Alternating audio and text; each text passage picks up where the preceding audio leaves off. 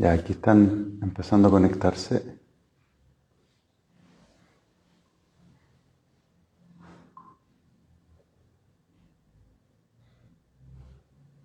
Perfecto.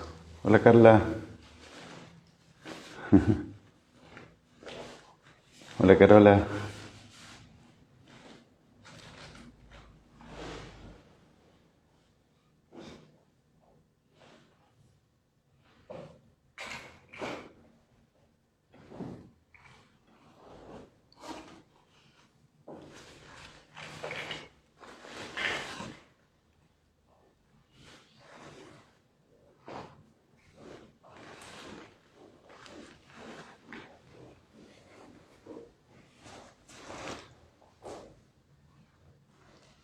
Ahí está Cristian también. Hola, hola.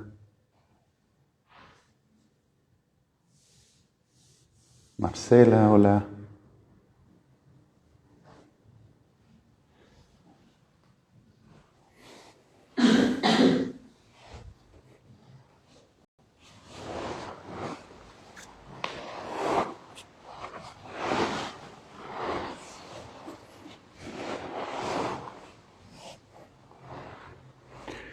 Bueno, ¿se escucha bien en la transmisión? Carola, Carla, ¿están ahí escuchando? ¿Me pueden dar un feedback si se escucha bien? ¿Si se ve bien?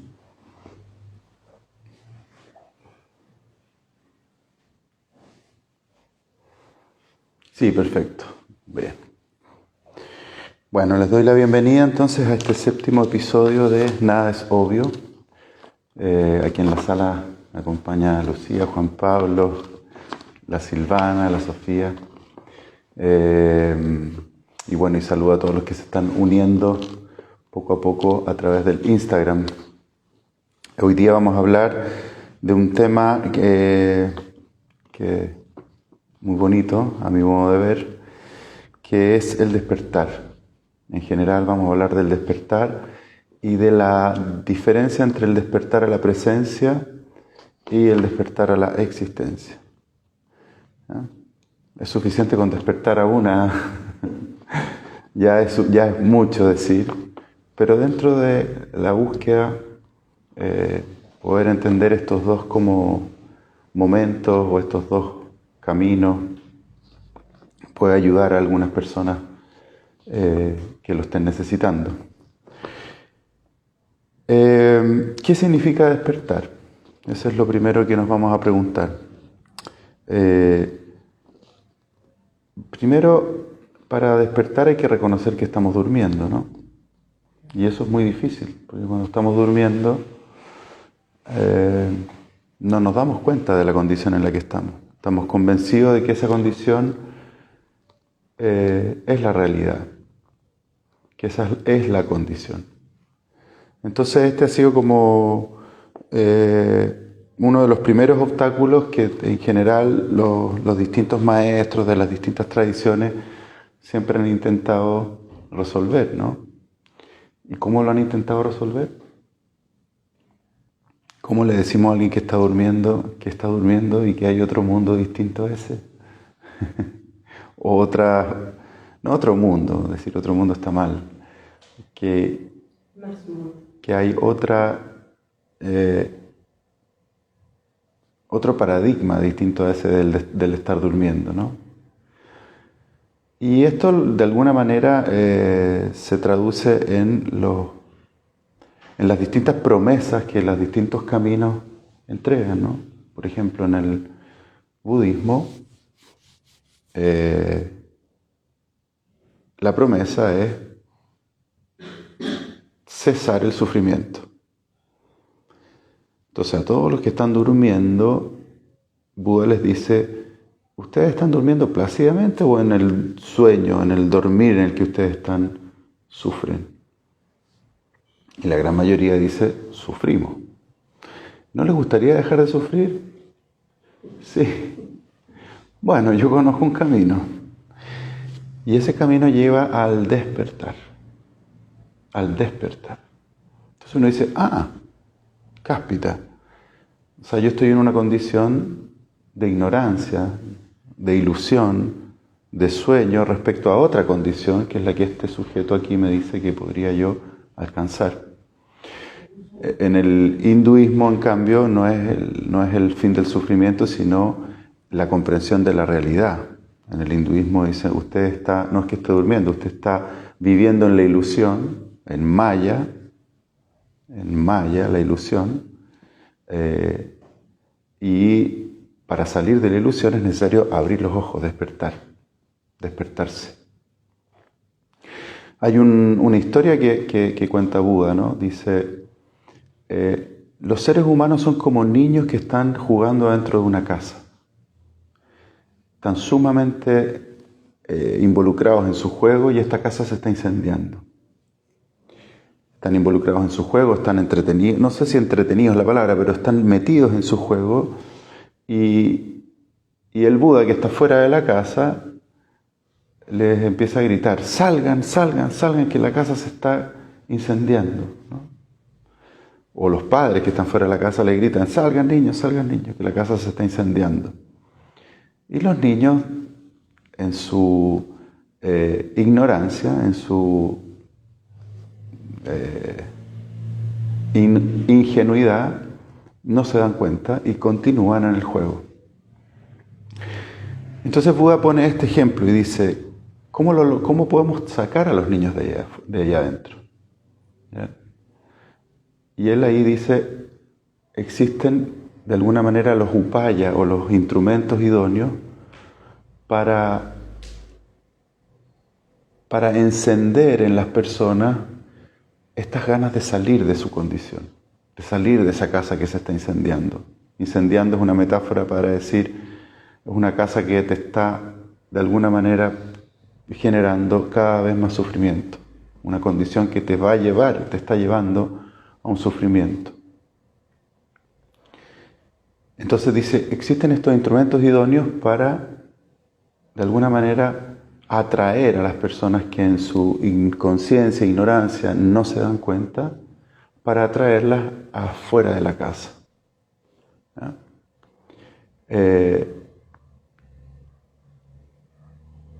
Y entonces lo que tenemos que decirle a los niños que están dentro de la casa es que afuera hay juegos mejores, más atractivos, que afuera es mejor que allá adentro, ¿no?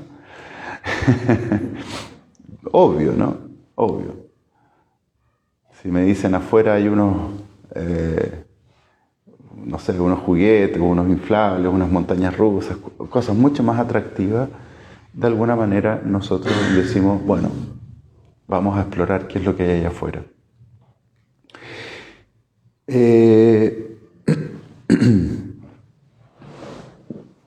Entonces despertar significa eso, significa reconocer que estoy en una condición de la cual no me doy mucha cuenta, que es una condición que de alguna manera tengo señales de que algo no me cuadra, que algo no me calza, y despertar es cuando justamente salgo de esa condición y comprendo, me abro, descubro, realizo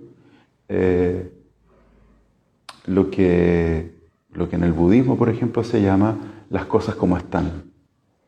La talidad, sí. Juan Luis dice, afuera están dando dulces, por ejemplo, claro, por ejemplo, ¿no? Entonces Buda dice, afuera hay un nirvana.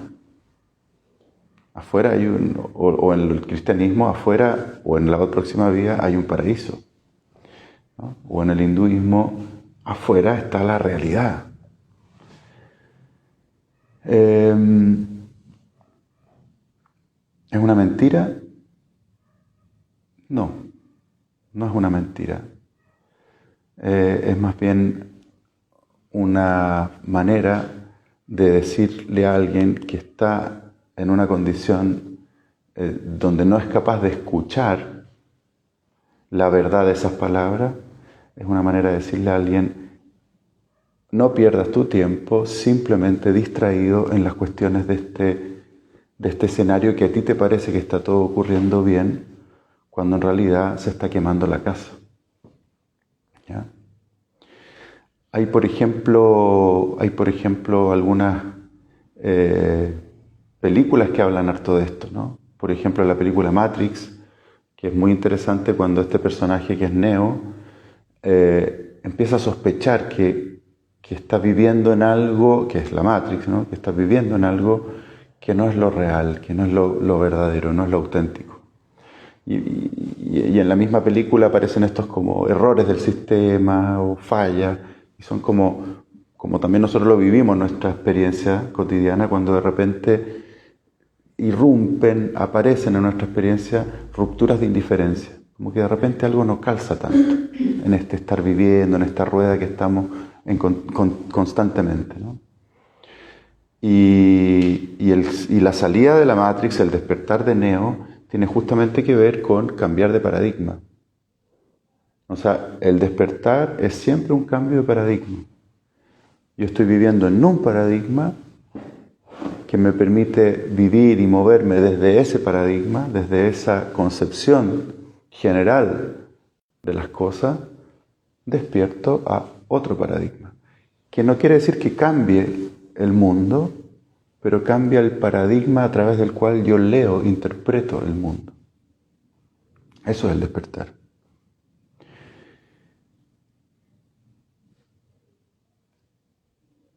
Otra película que muestra esto, a mi modo de ver, de manera genial, es Truman Show. No sé si la vieron, no sé si la conocen.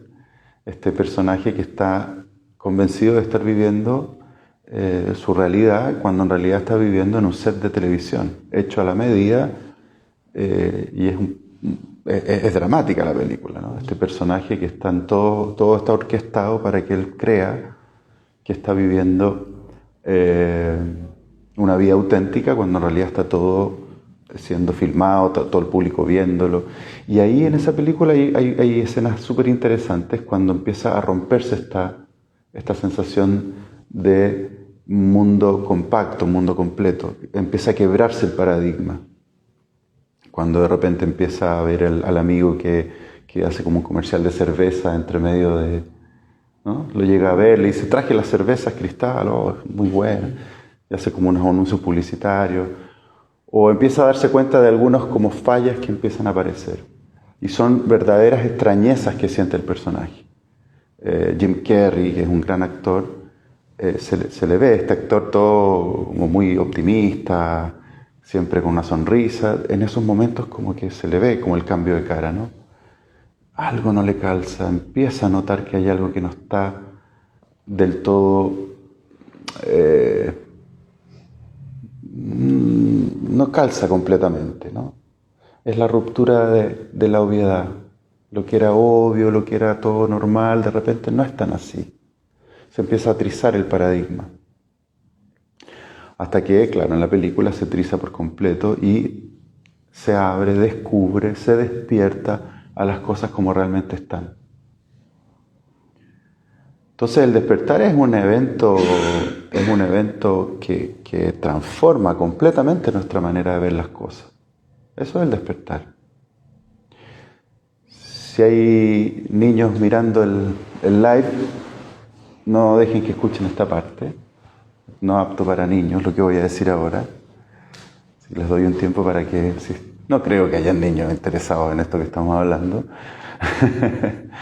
Pero no quiero aguar la fiesta de la infancia, así que asegúrense de que no están escuchando, si no, pónganlo en silencio. A mí, por ejemplo, de chico me acuerdo muchísimo del momento en que me cambió el paradigma de creer en los distintos personajes, ya ni siquiera nombrémoslo para asegurarnos, ¿no? Creer en los distintos personajes mitológicos, mágicos, que traían cosas. Y de repente, ¡pum!, cae la verdad de qué es lo que está ocurriendo en realidad.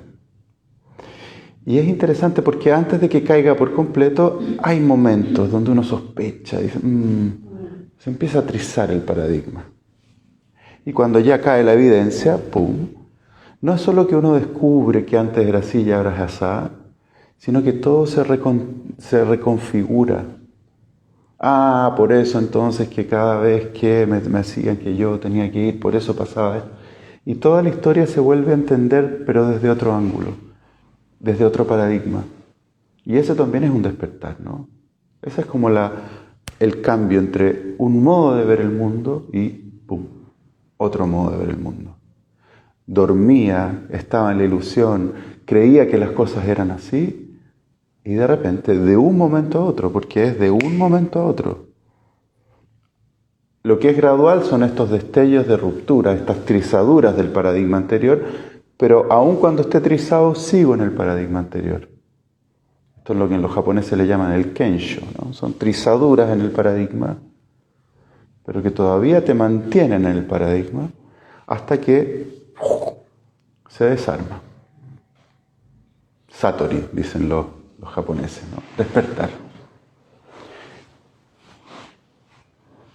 Despertar. Entonces me acuerdo muy bien ese momento, ¿no? Ese momento en donde lo veía así y después, pum, lo veo así.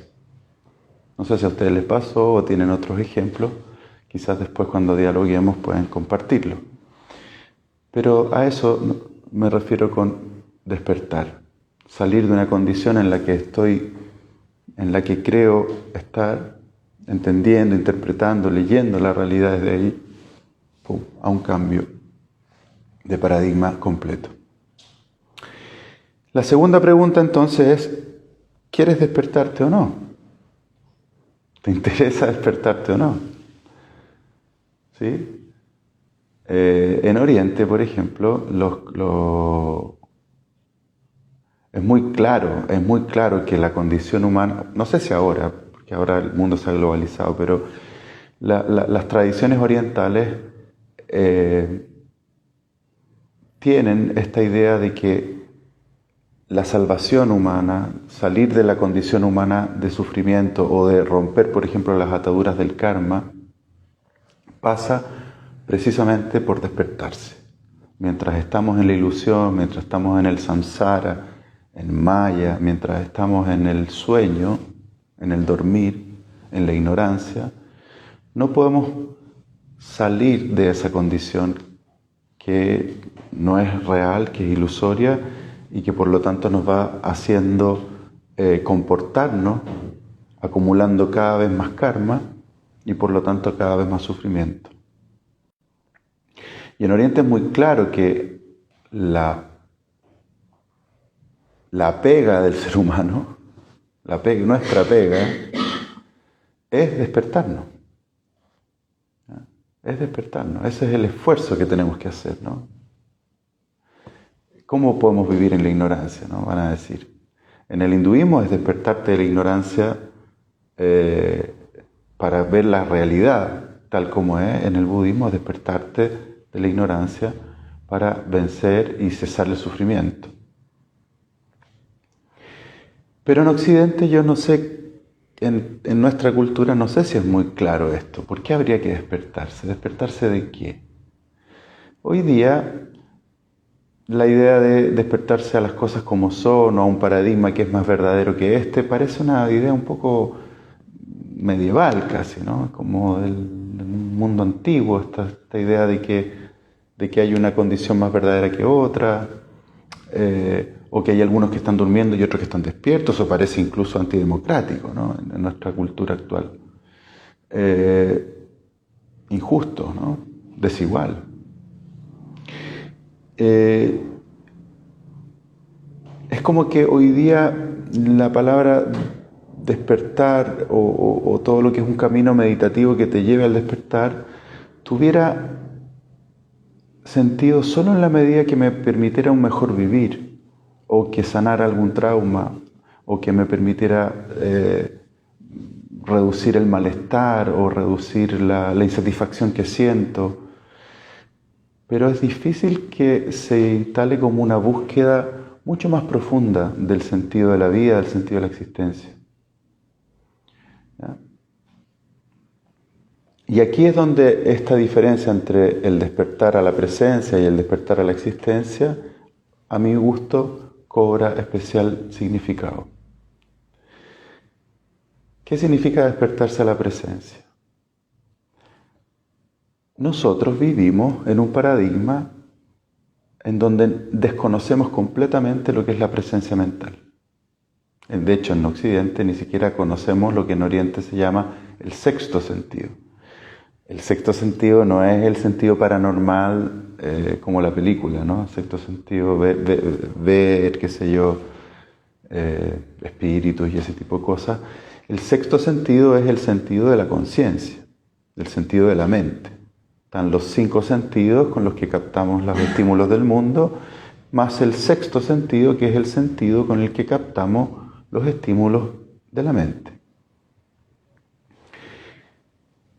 Cuando meditamos y entramos en de alguna manera, despeje de los distintos estímulos, de las distintas reactividades fisiológicas, mentales, emocionales, etc., de alguna manera lo que se va generando es una cada vez mayor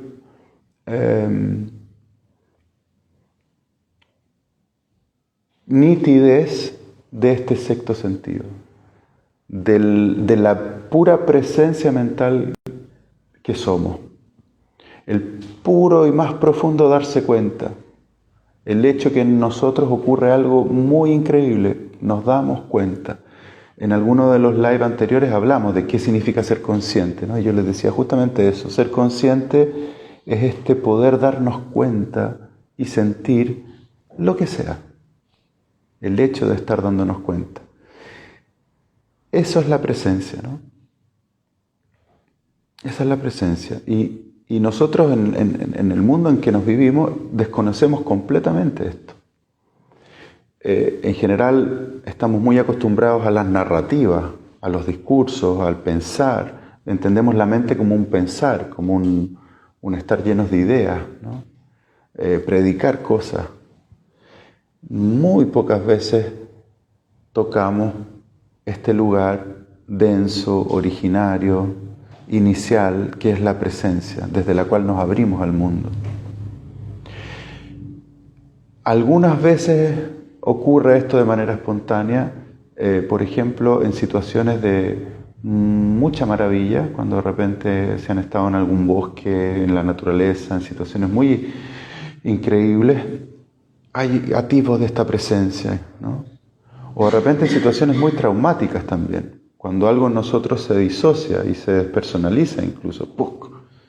Y queda como la pura presencia media en shock, ¿no? Ahí es como este puro estar presente sin saber mucho más que eso. Bueno, ese es el despertar a la presencia.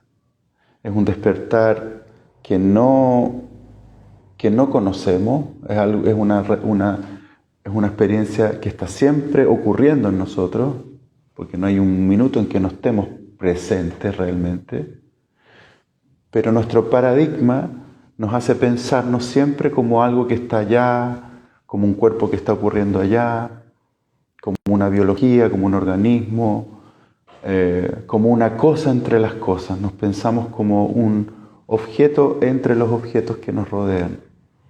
Es difícil despertarse realmente a pura presencia, ¿no? A este ser pura conciencia presente. Y cuando ocurre ese despertarse a la presencia, hay una especie de caída de lo que hablábamos antes, ¿no? Caída de algunos paradigmas, caída de algunas ilusiones. Es realmente una revolución interior cuando uno se despierta a la presencia. Yo creía ser tal o cual cosa, me imaginaba que yo era esto, otro, y de repente me descubro siendo, en primera instancia, pura presencia. Esto cambia vidas, ¿eh? Hay un libro muy bonito que estoy leyendo de un monje zen que antes era un veterano de guerra de Vietnam. Se llama A las puertas del infierno, el libro. Y él cuenta cómo a través justamente de la práctica de la presencia plena, de la atención plena o del mindfulness, que se la enseñó un monje vietnamita, es decir, el enemigo, Thich Nhat Hanh, ¿no? Se la enseñó, enemigo en el sentido de que él peleó contra los vietnamitas en la guerra, simplemente regresando y regresando a la presencia, ha logrado salir del infierno en el que vivía, producto de las consecuencias de la guerra, incluso antes de la guerra sus historias de trauma, en este infierno de reactividad en el que estaba de alguna manera encarcelado, ¿no? Su propia reactividad, sus propios miedos, sus propios horrores, sus propios odios, sus propias angustias, sus propios remordimientos y culpas. Pero ustedes saben que los veteranos de guerra viven cosas tremendas y se llevan a cuesta experiencias, remordimientos difíciles, ¿no? Muy difíciles. Y descubrir la presencia ha significado para él una manera de justamente sanar, aliviar todo este sufrimiento y poder entrar en una relación consigo mismo mucho más amigable, ¿no? Mucho más amistosa consigo mismo. Conocí una vez a una persona que siempre me acuerdo en un taller de mindfulness, que descubriendo la presencia en alguna meditación, era una persona que había sufrido mucho, había pasado por cosas muy difíciles, y me decía, es increíble, este lugar es un lugar en mí que no ha sido maltratado. Este es un lugar en mí que no ha sido torturado. Este es un lugar en mí que de alguna manera está libre de todo lo otro que siempre me ha significado tanto dolor. Y para él era una gran liberación. Era una gran liberación. Encontrarse con un aspecto muy profundo que de alguna manera no está dañado en sí mismo. Poderoso, ¿no? Y esto es el despertar a la presencia. Que como digo, hoy día en Occidente es ya una tremenda experiencia, ¿no? Una tremenda realización. Algo que ojalá podamos ir tematizando cada vez más, trayéndolo cada vez más a los distintos contextos, ¿no? de nuestra cultura, de nuestra sociedad. Despertar a la presencia. Pero no es suficiente. No es suficiente. No es suficiente porque despertar a la presencia te ayuda a estar mejor contigo mismo, es verdad. Pero la crisis que estamos viviendo como cultura, como sociedad, no se resuelve solo con esta idea de poner la presencia como en primer plano, ¿no? Necesitamos el otro paso, despertarnos a la existencia. Despertarse a la existencia. Y ya es más difícil. Porque si en el otro hay una práctica que te permite llegar, ir, limpiar, decantar y entrar en una calma que te permita sintonizarte, descubrir, coincidir con esta presencia que somos, el despertar a la existencia en realidad tiene una serie de prácticas, de arados de tierra que podemos hacer para ir preparando el terreno, pero en última instancia es un salto que no depende de una técnica, ¿no? No depende de una técnica. Es el cambio ya total del paradigma.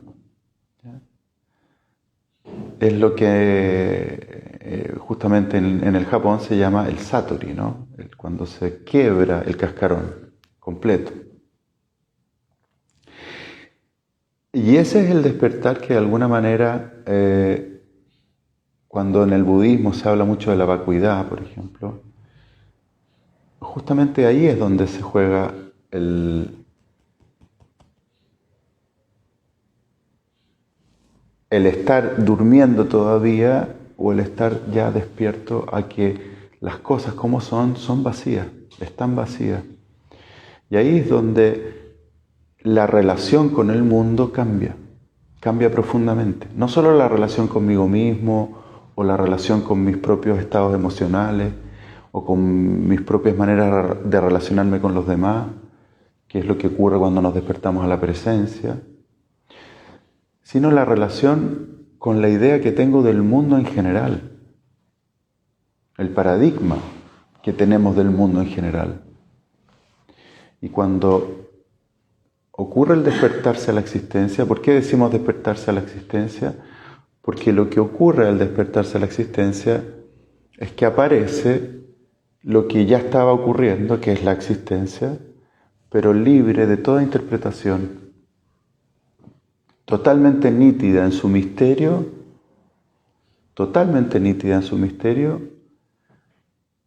en su maravilla y en su imposibilidad de saberla, de conocerla, de entender su causa, de entender su origen.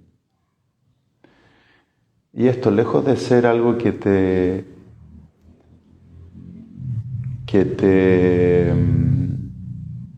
hace desesperar o angustiar, todo lo contrario, te libera de muchas interpretaciones erradas, ilusorias, que tarde o temprano se van cayendo, que tarde o temprano se van viendo como falsas. Todos esos sentidos que nos habíamos de alguna manera comprado y que le daban el motivo, la motivación a nuestra vida, se desarman. Y pasa justamente por una realización, por justamente un despertar profundo. Esta diferencia entre el despertar a la presencia y despertar a la existencia es ¿cómo decirlo? Es una historia vieja. En el Zen, por ejemplo, hay escuelas enteras que se centran mucho más en despertar a la presencia y otras escuelas que se centran en el despertar a la existencia.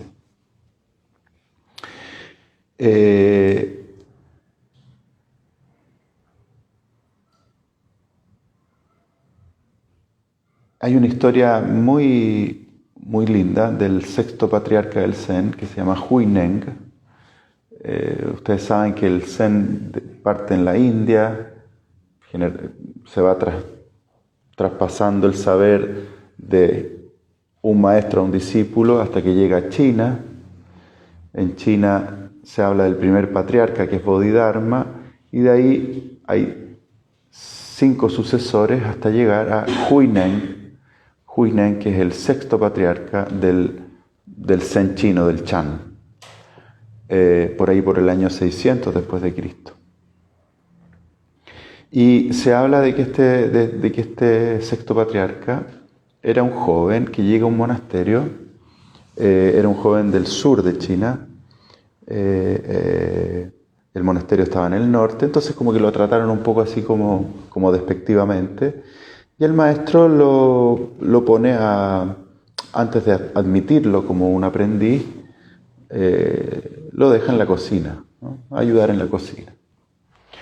Y cuando ya estaba anciano el maestro, entonces dice, llegó el momento de nombrar a mi sucesor, tengo algunas ideas en mente de quiénes pueden ser, pero quiero probar entre ustedes quién ha comprendido mejor mi enseñanza.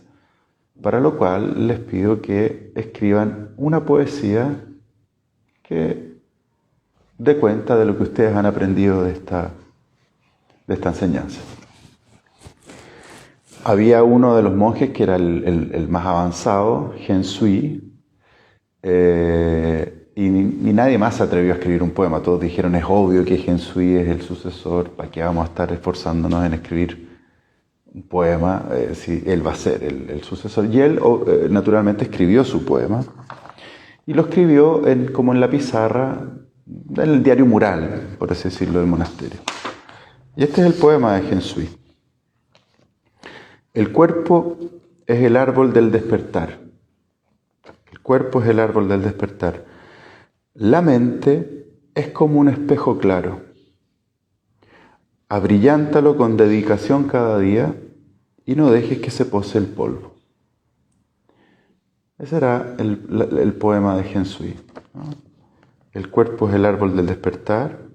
La mente es como un espejo claro. La mente, la presencia. La presencia es clara, es un espejo claro. Abrillántala con dedicación cada día. Practica, practica. Y no dejes que se pose el polvo. La reactividad, los venenos, las aflicciones, ¿no es cierto? No lo dejes. Esfuérzate, practica, manténla despejada, mantente en la presencia. Eso está diciendo Hensui. Todos los compañeros estaban muy satisfechos con el poema, un gran poema, un gran poema. Y a la mañana siguiente aparece este poema tachado, así, y al lado otro poema, de Huineng, este sureño que había llegado, que nadie lo conocía mucho. Desde el principio no hay árbol del despertar, ni soporte de ningún espejo, puesto que desde el inicio todo está vacío, todo es infundado. ¿Dónde podría acaso posarse el polvo?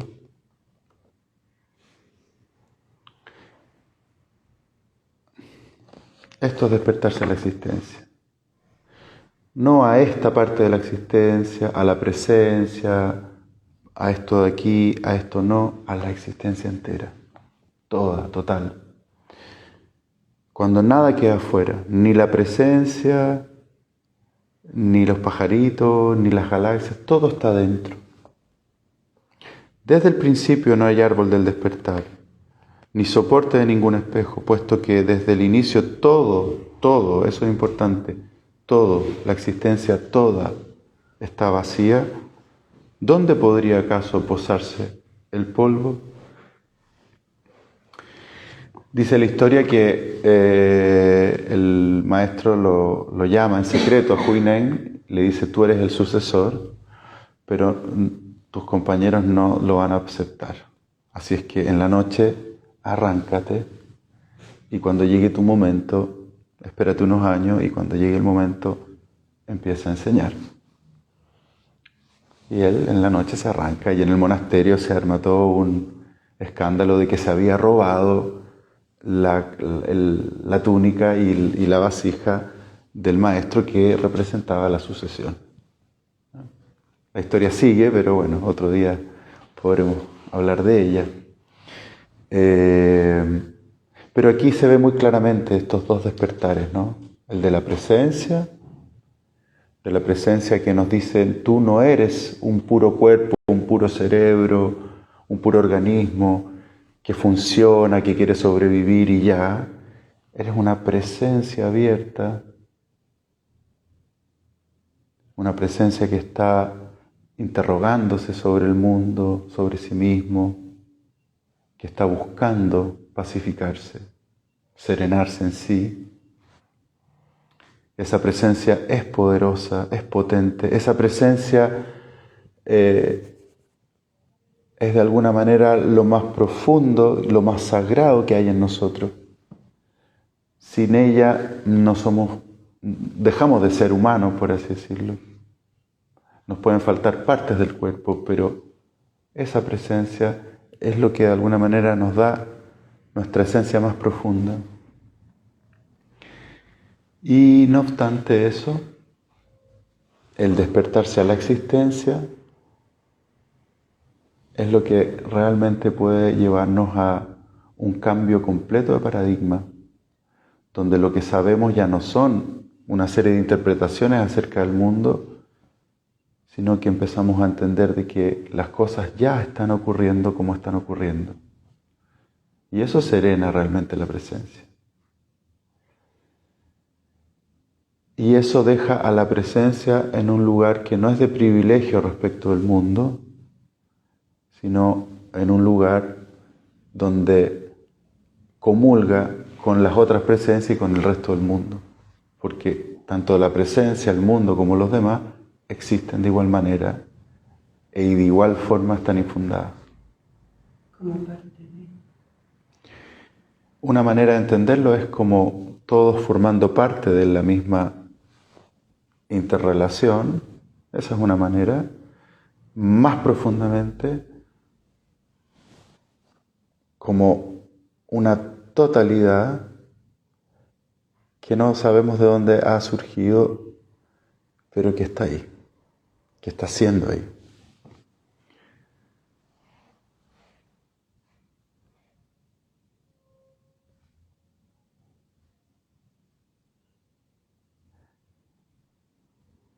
Despertarse a la existencia. Bueno. Vamos a hacer una práctica ahora sencilla, donde vamos a aspirar a tocar un poquito la presencia. Y yo creo que con eso es suficiente, porque lo otro ya, el despertarse a la existencia, claramente es algo que no podemos intencionar o provocar o guiar con una práctica así tan sencilla, ¿no? Pero sí podemos hacer silencio y tocar al menos esta presencia que somos, que nos habita. Ya, entonces los invito a que se pongan cómodos, cómodas. Después.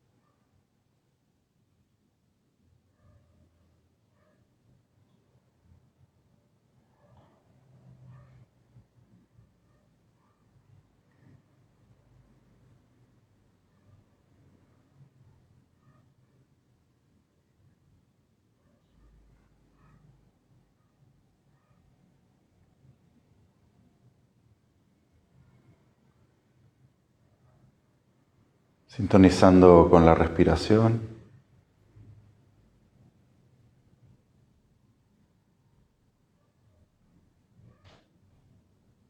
Como si fuera un viento que va despejando el ruido de la mente.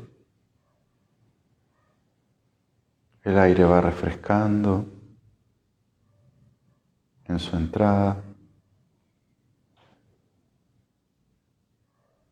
y limpiando a su salida todo el espacio mental.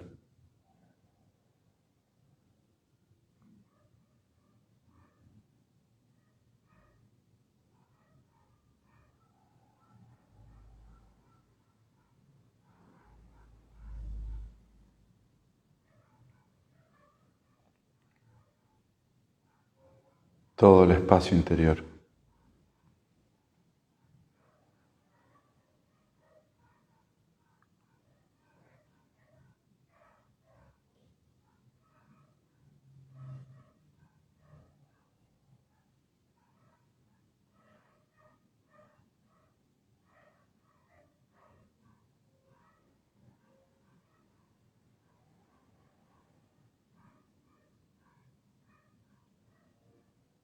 El cuerpo se va serenando en esta tranquilidad, en esta inmovilidad, en este no hacer nada.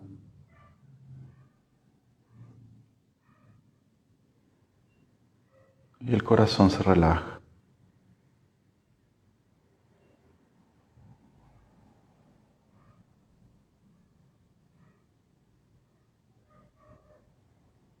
Y el aire sigue refrescando y despejando el espacio interior.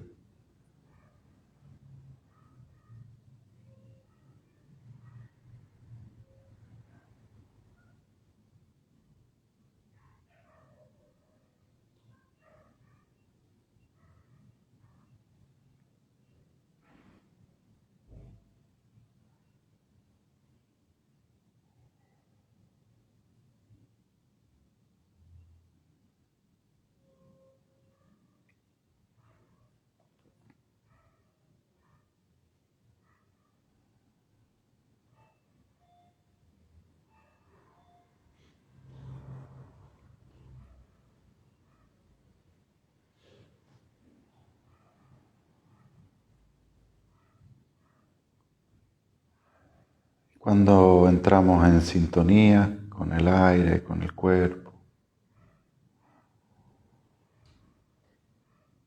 podemos decir que estamos presentes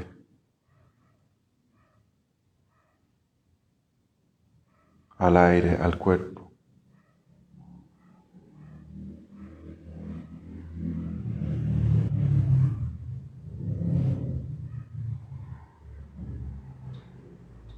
Los notamos nítidamente, sin interferencia de otros pensamientos, distracciones.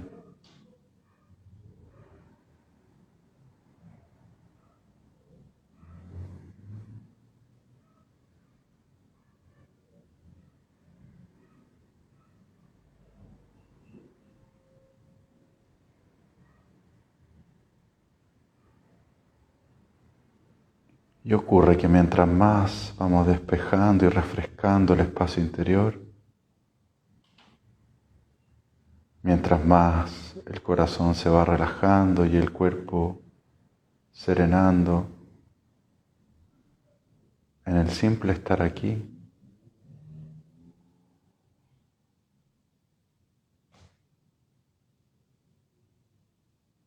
más el estar presente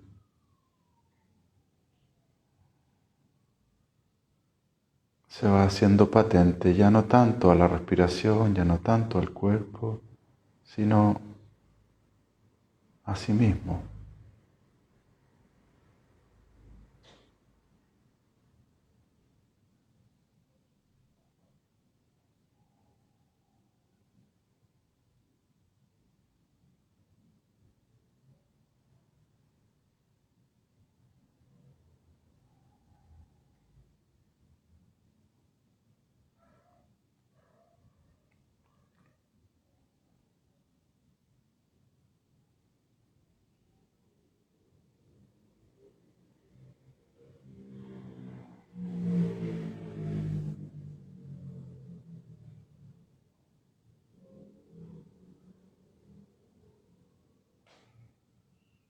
Nos volvemos presentes a la presencia.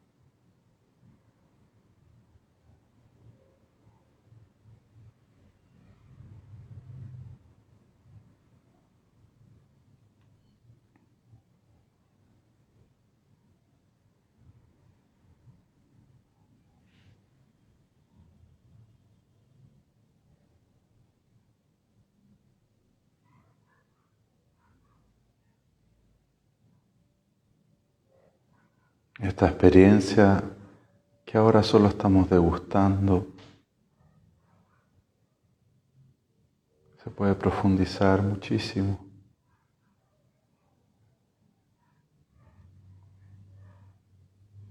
Hasta que la presencia se vuelve una realidad concreta, patente.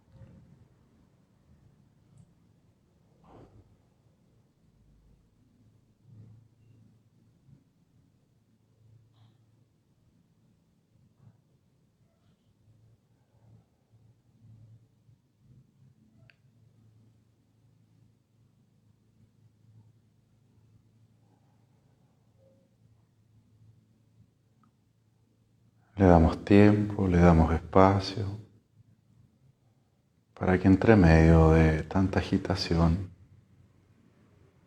de tanto ruido, pueda aparecer, pueda mostrarse.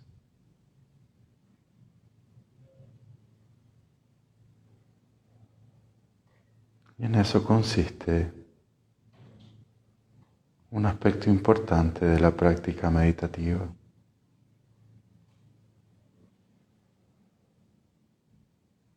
Aprender a regresar a la presencia.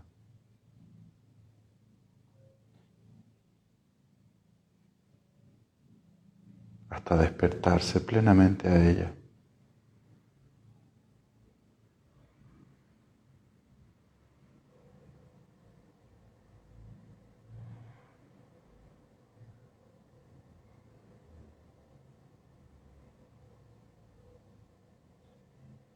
Y luego, desde una presencia despierta, continuar al despertarse a la existencia.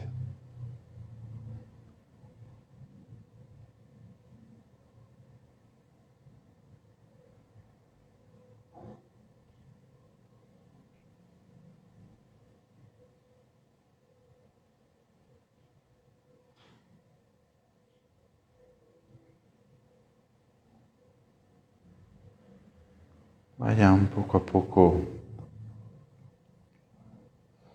soltando la postura, atesorando esta pequeña práctica.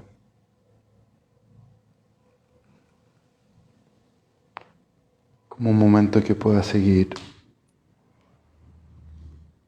cultivándose en futuro.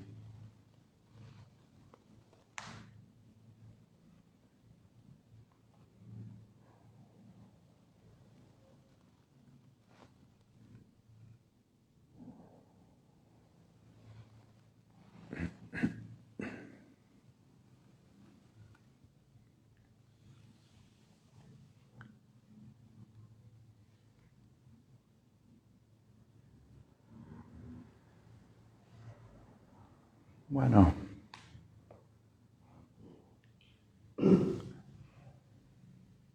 fue una práctica breve, pero probablemente con algunos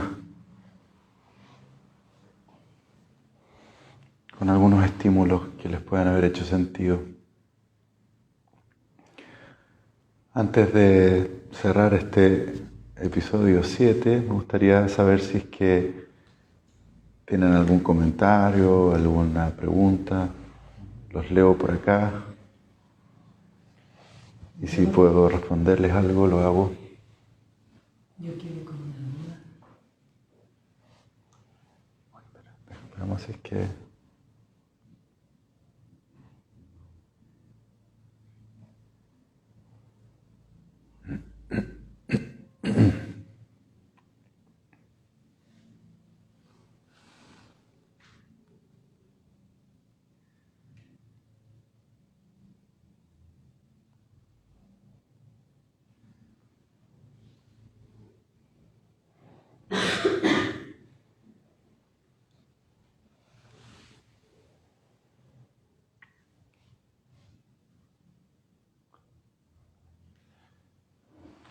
Acá en la sala hay una duda, Silvana.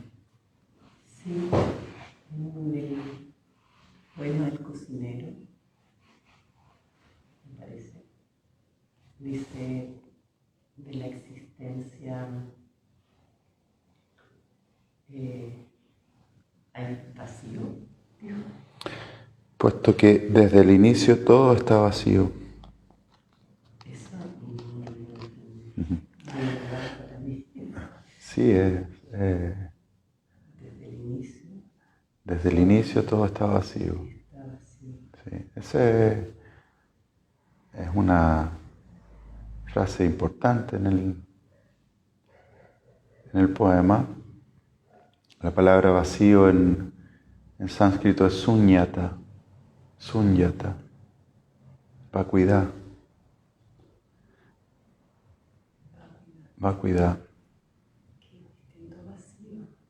Se traduce de las dos maneras.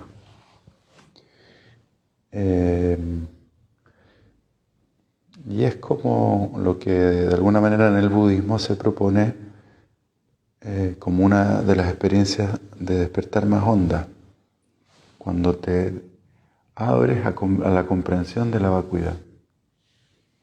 Entonces, en el lenguaje budista se va a hablar de vacuidad, despertarse a la vacuidad, al vacío. En el lenguaje occidental vamos a decir despertarse a la constatación de la existencia infundada, que las cosas existen, son, pero sin fundamento. Fundamento de origen, de causa, de destinación. Y por lo tanto son puro misterio. No que estos anteojos sean misteriosos porque yo sé que los hizo alguien, sepa que sirven. No, el anteojo yo lo puedo comprender como un algo.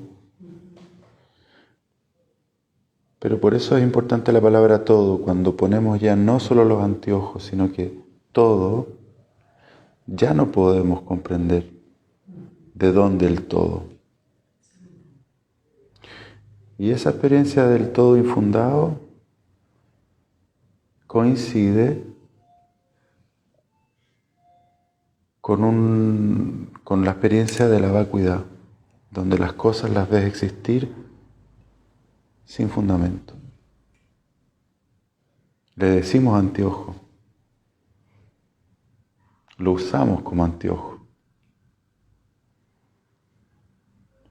pero en última instancia,